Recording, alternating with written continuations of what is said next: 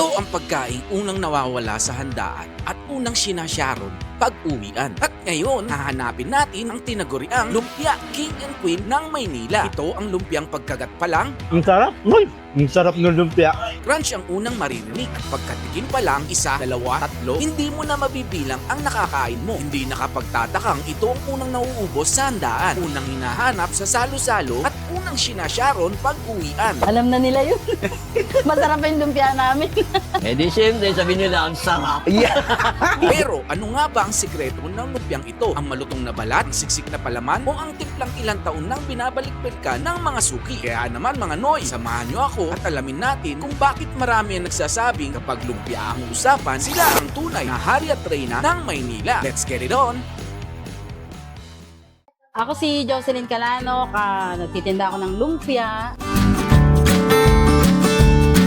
Ate Josie, ilang taon na tong lumpia na ginagawa mo? Tutusin niya, since pa nung kopong-kopong pa, lola, nanay, tapos ako na yung third na henerasyon. Ganun nangyari dito eh. Hanggang sa nagkamatay na sila, yun. Parang ito ay pinamana na lang pala, no? Parang mana-mana lang ganun. Noon pa man, talagang parang legasiya na ng pamilya nyo itong lumpia. Itong ginagawa mo ngayon, anong klaseng lumpia ito? Lumpiang toge, na yung gulay yung toge, carrot, sibuyas, singkamas, celery, ganun. Tapos meron din naman ako Shanghai. Kaya lang ang Shanghai ko, chicken naman siya. Ito ate, anong oras kayo nagluluto, nag-uumpisa? Paano nagsisimula ang buhay ni Ate Josie? Start ako ng 1 o'clock, gigising. Ganun sa araw-araw. Tapos, siset up ko to. 3 o'clock kayo, nagsisimula na kami. Kasi yung time na, yung oras na yun, maraming kumukuha siya. Sa iba-ibang klaseng lugar, ganun. Merong sa Divisoria, yung mga pangmadaling araw doon, mga nagtitinda sila. Tapos meron naman sa di opisina, merong ganun na, minsan kasi may dayo kaming nagkumukuha sa ganung oras. Nagdadala kami sa Quiapo. Alam nyo ba yung sotang ni Aling Rosa? Kami po nagdi-deliver ng lumpia kayo sa kanya. nagbibigay ng lumpia doon. Araw-araw.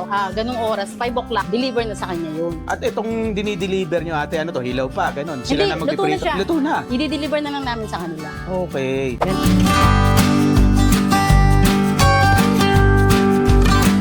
Normally ate, araw-araw, di ba? Ayun nga, hindi tumitigil ang buhay, gawa kayo ng gawa ng lumpia. Mga ilang piraso ang ginagawa mo? Hindi ko na mabilang eh. Umabot Kasi- ba libo? Hindi naman. Hindi naman. Well, noon, abot talaga ng libo yan. Wala pang pandemic, talagang malakas ang ano. Simula nung nagkaganon na, humina na rin ang negosyo ganun. Oh. Hindi kagaya talaga sikat na sikat dati. Kung yung lumpia kumukuha ng 300 noon, ngayon 100 na lang. Ganun na lang kami. nabawasan na. ngayon. Pero grabe, ang dami pa rin nun, 100 piraso. Marami pa naman. At ang napansin ko rito sa size ng lumpia mo, Ate Josie, ang lalaki, no? Oversize. Oversize eh. Ganyan po yung ulma ng balot namin. Kasi hinahanap nila yung ganun laki. Lalo na yung mga nagtitinda. Oo. Ano ba yan? Kasi magrereklamo sila, bakit maliit, di ba? Paano mo na-maintain sukat na ganyan sa pagbabalot? Hindi po. Yung manual lang eh, Oo, no? sa tagal na namin nagtitinda, size, ano namin yun. Nasanayan nyo na to, te. Sanayin na namin yun. Di, bata pa lang ako. Dito na ako nahumok ng nanay ko, ganun. Kagaya nun, sukat na sukat, di ba? Kaya nga eh, sabi ko hindi nagbabago, sukat na pare-parehas eh. Nung araw, ginigisa po talaga. Ginagawa na lang namin, sinasangkot siya. Kasi maluluto na po yun sa Sa simple. pagpiprito. Tsaka yung pag puno yung mantika pa siya, nalulubog siya. Naluluto naman po yung loob. Ayun. Eto Ate Josie, ano ang klase ng suka na pinapartner dito? Ay, masarap. Masarap talaga. Masarap na suka. Ako din gumagawa mo, kuya. Talaga. Pagka kinukuha dito ng mga nagbebenta ng individual, ano yun, binibigyan nyo rin sila ng suka? Bumibili sila. Bumibili sila. Yung 1 liter, Aha. tsaka 1.5 ganun. Yung 1 liter namin is 40. 1.5, 60. O, saan ka pa, di ba? Eh, yung lumpia, magkano ang presyo? Lumpia 10. 10 piso. 10 isa. Yung laki na yan, ha? Yung Shanghai mo na chicken, magkano naman? 10 din. 10 din. Pare-pare 10 piso. Pag tininda naman nila yan, kagaya niya, 25 na yan, sir. Ayun, dinadagdagan nila. Yun yung pinakaano nila. Parang kita Tubo. nila, tubo. Ganun pala ang style. Eh ngayon, Ate Josie, ilan na ang tindera mo sa bilang mo? Marami na po eh. Simula pa po rin sa nanay ko. Ayun, hanggang ngayon, Yung iba, pinasa-pasa din. pass away na. Kasi matatanda na sila. Ay. Minsan kasi meron kaming customers na bawa araw ng ganito, kukuha yung nag-opisina. Meron kaming araw na ganun, bawat araw. Ayun. May iba-ibang kumukuha. Mm. Pero yung kaya po namin doon, regular yun, yung mga pang-araw-araw. Yan kay Nanay Rosa, ano? Ano ba mahirap sa pagnenegosyo ng ganito, ate? Mahirap talaga. Kasi matrabaho siya. Nung araw, panahon ng nanay ko, puro kami ganun lang. Puro Manual na hinihiwa. Manual. Ngayon, hindi, buti nakaligha kami ng machine ganito. Yan, yung makina. ng Na shredder, no? Nagsishred. Oo, para maging ganito siya. Kasi sa dami, isang red bag na singkamas ng nanis, 35 kilos. Mga ngalay kang Ganun. kakatantad na, no? Kaya yung nagaganon, ang laki ng katawan. Ayun. Buti na lang nakalikha May kami. makina na ngayon na kayo ginagamit. And ate, sa mga gusto nitong tikman yung inyong lumpia na toge at lumpiang Shanghai na chicken, saan kayo matatagpuan? Dito sa habaan ng Mata Street, corner Mata Panday Pira. Matagal ka na nakatira dito ate, sa Mata. Silsburg. Ayun, napansin ko nga itong Mata Street ay talagang ang dami nagninegosyo, no? Dahil titinda. Marami na nga rin huminto ditong mga negosyo. Ito lang talagang lumpia ang di Ang di maalis-alis dito yung lumpia, ano? Yung mga kahit na dayo, alam nila na may lumpia dito. Normally ate, anong oras ka pwedeng puntahan dito sa mga gustong pumakyaw ng lumpia nyo? Open naman kami kahit na anong oras eh. Basta hanggang 2 o'clock lang kami. Hanggang 2 o'clock ng ang hapon, ha? Tapos pahinga na yon. Pahinga na Kasi yun. alauna gising ka na. Hindi pa. Maghuhugas kami, magbabalat kami ng singkamas. Another yun pang kinabukasan. Grabe pala, no? Talaga palang sipag ang kailangan mo rito. Kailangan yun. Wala nagtangkang gumawa ng lumpia. Wala nagkatangkang gumagaya. Mensahe mo sa mga nanonood para sa lumpia ni Ate Josie. Alam na nila yun. Masarap pa yung lumpia namin. Lahat siya nakakatim kahit saan lugar yan. Pupunta lang sa Little Pag. Oras na ng tanghal yan, 12 o'clock, 11, kahit yung matatanda. Ginagawa ding ulam no? Ang ulam nila yan. Kahit mga estudyante, bibili ng paisa-isa. May ulam na sila. Kaya nga sabi nga natin na ito kila Ate Josie, mahango sila. Pati kay Kuya Danny, hango din eh. Si Ate Sheila at si Ate Emily, no? Tama. Nahango po sila ngayon, naayos na nila. At saka nagtitinda te. 168 naman kayo. Yun na 168 sa Divisoria. Shout out dyan sa mga kaburagdat.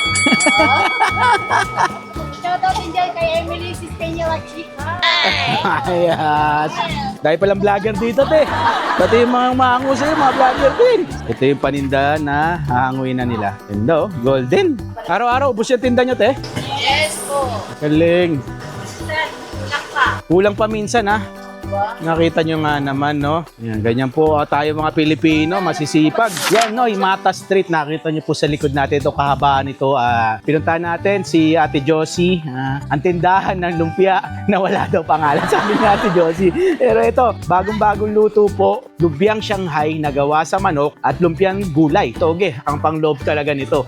Kaya sabi nga ni Ate Josie, ang dami daw pong bumibili nitong lumpia na ito dahil, ito specific sa gulay, dahil walang halo po itong karne, taba o kahit ano. Siyempre ang kapartner po nito, ito yung may wagang suka. Ayan, grabe ha. At amuyin ko lang kung ano yung dating ng suka. Basically, yung suka po yung amoy at lasa. Ito.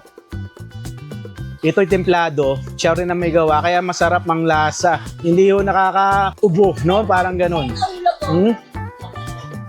Talagang tutunggain mo to eh. Pag bumili ka ng lumpia eh. Silipin lang natin. Ito yung lumpiang Shanghai na manok ang pinaka-base or protein na ginamit. Biyakin natin, napakainit doy. Talagang bagong luto po. Kakahango dun, di ko mahawakan ha.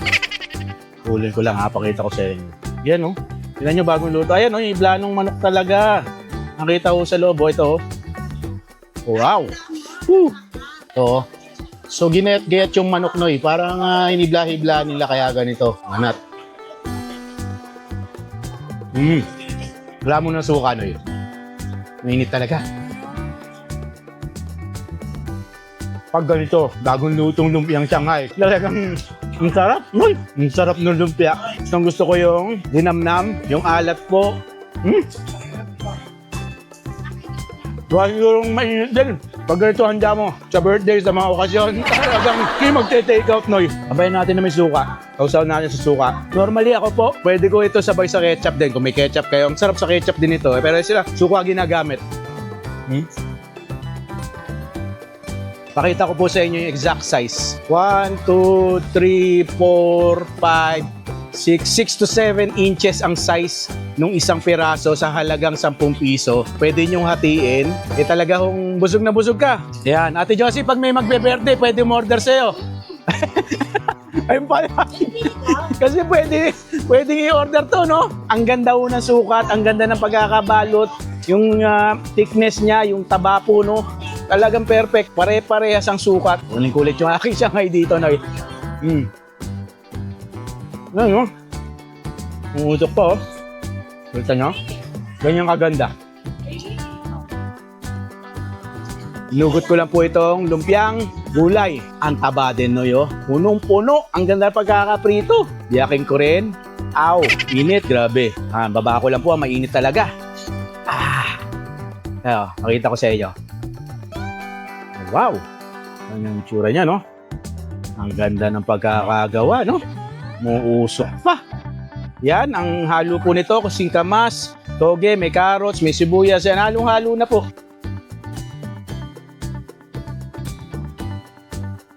Naamoy ko na yun. Yung bango. Alam mo ng sariwa yung pagkakagawa, hindi yung bang matagal lang ginawa. Bagong gawa po talaga. Siyempre, bagong gawa yung gulay, bagong luto. Ano hanapin mo? Napakasarap na. Lumpiang gulay. Di ba?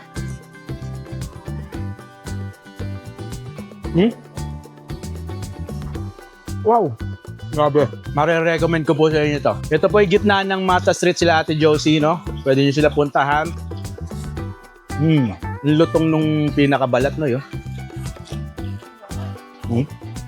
Sarap na merienda. Sarap din sa ulam. Mga diet conscious dyan. Wala po itong karne. Purong lumpiang gulay po ito. Talagang babalik-balikan mo to. Masasabi ko po na double check itong lumpiang Shanghai ni Ate Josie. At itong lumpiang toge, ito talaga nga namang fresh. Hindi ka talaga mapapahiya, no? Ate Josie, yan, no? Para sa lumpiang toge at lumpiang Shanghai na chicken. Talon tayo sa kabila. Ako nga pala si Danny, kung tawagin nila ay Mang Dan, isang nagtitinda rito ng lumpia. Kung tawagin na nga eh Lumpia King, yung sinasabi nila sa akin, ganyan. Itong negosyo ko na ito, umaabot na rin ng matagal, mga 10 years na siguro, simulat sa pulpa nung maliliit pa yung anak ko. Pero nagsimula ako sa paghahanap buhay, yung mga pagkain, mga lutong bahay, mga ulam, yun ang mga una kong binisnes.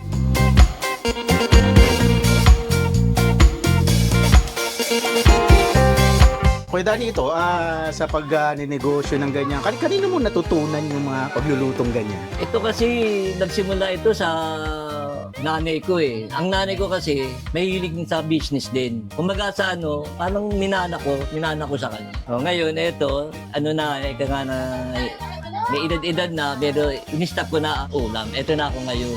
Pahango na lang kami ng lumpia.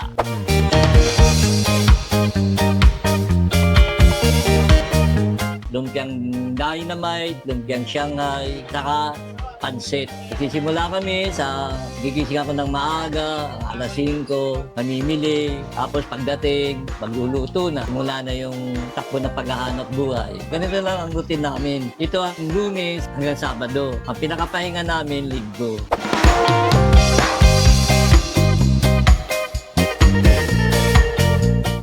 Ito Kuya Danny, kung ikaw tatanungin, anong mahirap sa mga ganitong klaseng pagninegosyo? Kasi sa akin naman kung matyaga ka, talagang matututunan mo lahat. Walang hirap sa paghahanap buhay kung gusto mo talaga. Ganon. At ito Kuya Danny, tatakasan ng mga presyo ng bilihin, hindi ka ba naapektuhan ng ganyan? Siguro ako naman hindi naman ako naghahagad na talagang malaking kita na Kung magkano mo na yung natira, tapos antay mo na lang bumaba uli. Pero okay lang kasi hindi naman ito tatagal kung wala naman ako kinikita. Diba? Ganon. Magkano ang presyohan ngayon, Kuya Danny, ng benta mo? 10 piso ang isa. Dynamite, 10. Pati yung lumpiang, itong lumpia mo pala Kuya Danny, anong sangkap niyan? Ito ang giniling at salmon. Minix ko yan para ang lasa niya yung isda.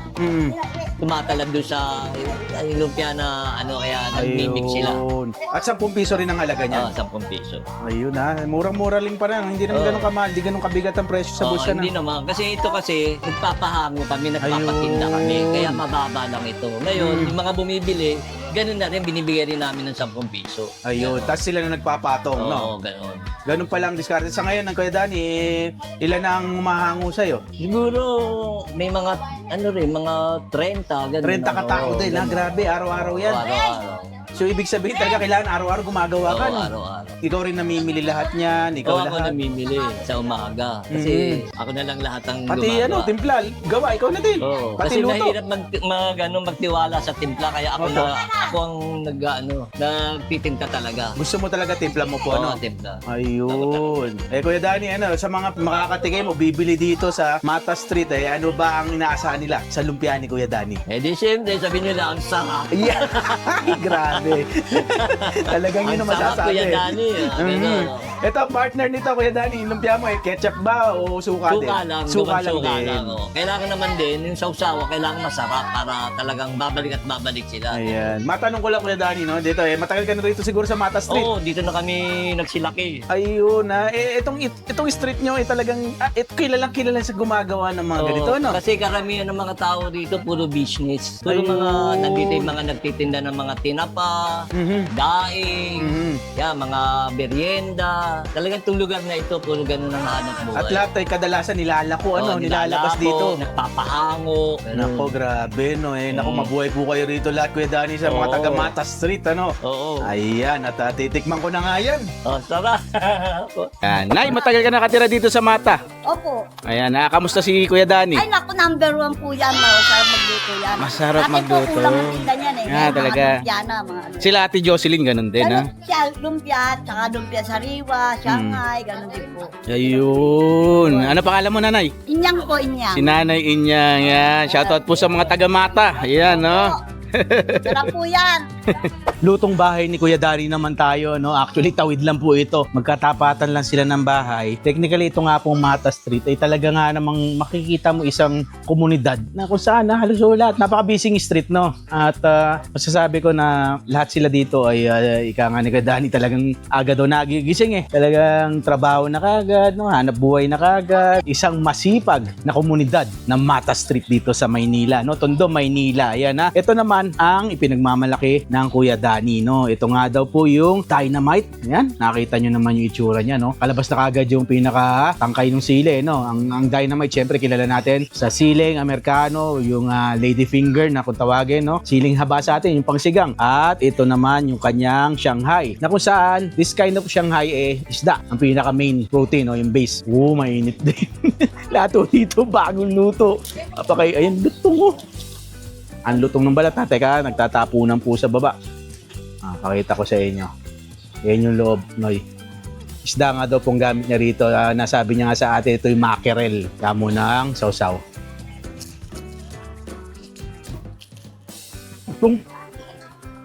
Ang lutong yung balat, Noy. Ang Shanghai ni Kuya Danny ay, sabihin natin, iba rin ang profile. Yung kay Ate Josie po, Shanghai na manok. Ito sa kanya kay Kuya Danny, mararamdaman mo talaga yung lasa nung nangibabaw yung isda.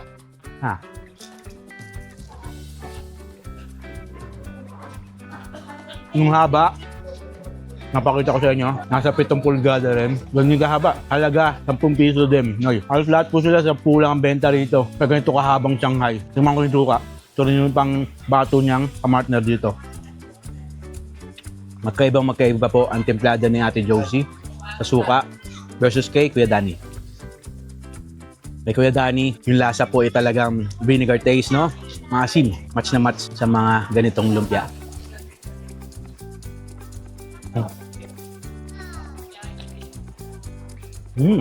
Masasabi natin, itong mga lumpia dito, kung bakit nire-recommend ko na double check ito, freshness wise, araw-araw kasi ito nabibili, Noy, no? Araw-araw, hinahango, nauubos. Kaya ang tendency, gawa sila ng gawa ng bagong timpla, prito ng bago, luto ng bago, no? No wonder, yung lasa po niya, hindi lasang luma. Parang lagi pong lasang sariwa, pati yung pambalot eh, oh. Alam nyo, ang lutong, ang ganda ng pagkaprito. Sa tagal din na nilang ginagawa na, masasabi natin na hindi na pumapalpak. Pati pagluluto, yung pagpiprito. Tama na yung apoy, alam na nilang timplada ng apoy. Kaya naman, lutong-luto, pati loob, oh.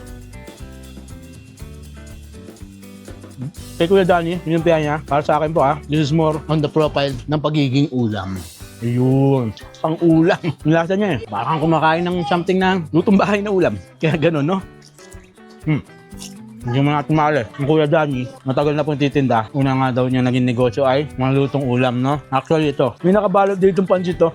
Isa sa mga black butter niya rito. Isang talyasi yung niluto, Kalahati na lang po ngayon. Biyakin natin dynamite. Mainit din, bagong luto. Ow!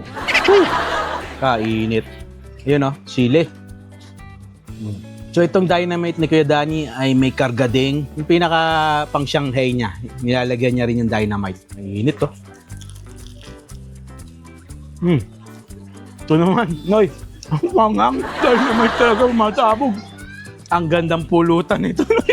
Sorry Yan na lang nasabi ko. Ang mulutan po ito, manghang, Noy. Putsaw natin sa suka.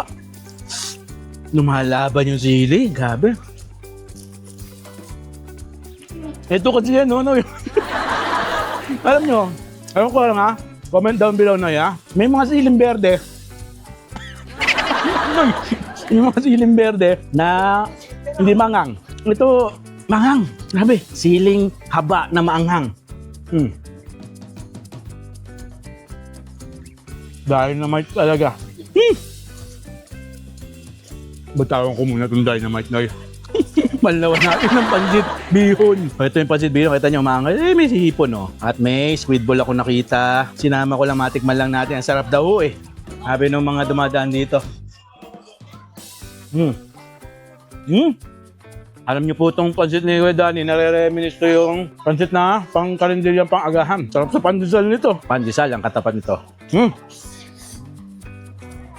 Nako yan. Sa mga gusto pong bumisita dito sa Mata Street, kalagitnaan po sila Kuya Danny at Ate Josie sa gusto nyong matikman, no? Itong kanilang mga ipinagmamalaking hanap buhay na lumpiang Shanghai, lumpiang toge, no? Yung gulay po, at yung dynamite. Ito po talaga matagal na nilang hanap buhay at kilalang kilala na dito sa kahabaan ng Mata Street ng Tondo, Maynila, no? Hindi lang ho sila ang naghahanap buhay, no? Hindi ito hanap buhay pang sarili, hanap buhay din ng karamihan sa kanila, no? Sa mga umahango, binibenta sa Divisoria, kung saan-saan pong lugar dito, umiikot-ikot sila. Ayan po ang Kuya Danny's Lumpia and Ate Josie's Lumpia din, no? Parehas, double L, lumpia dito sa Mata Street. At mabuhay po kayong lahat, Noy. Hindi ko na pakakabakin. Gusto ko na lang po magpasalamat sa inyong lahat, sa mga nanonood sa atin, patuloy na subscribe. Sa mga bagong subscribers, mabuhay po kayong lahat. At salamat sa pagpunta at sa panonood nyo kay Kuya Dex, no? Pinasasalamatan din natin syempre ang Kuya Danny at ang Ate Josie para po sa kanilang time. Nagbibigay po, no? Pagpapaunlak na makapag-shoot tayo, makapag-cover po ng kanilang mga negosyo. Ayan, syempre, supportahan po natin si Kuya Danny at Ate Josie. Sana po matikman nyo rin yung kanilang mga ipinagmamalaking pagkain. God bless us all, mga Noy. Huwag natin kalimutan pa yung pagmamahal. Ako po ngayong likod, Kuya Dex, para sa inyong lahat. Hanggang sa susunod.